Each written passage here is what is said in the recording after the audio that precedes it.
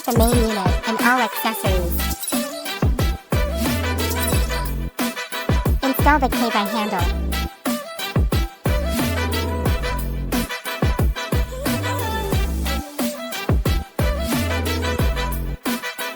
Install the vacuum and RF handle.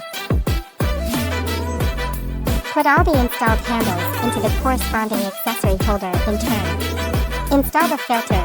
Avoid placing it in reverse or an incorrect position, as incomplete insertion may lead to a lack of negative pressure or air leakage.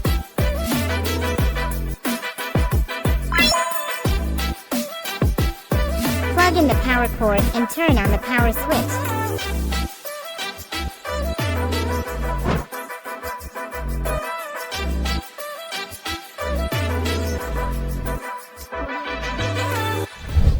Successful installation. Next is the disassembly process. First we need to turn off the power switch and unplug the power cord. Unplug the filter. Unplug the cavi connection cable and the negative pressure RF connection cable. Wrap the console and accessories.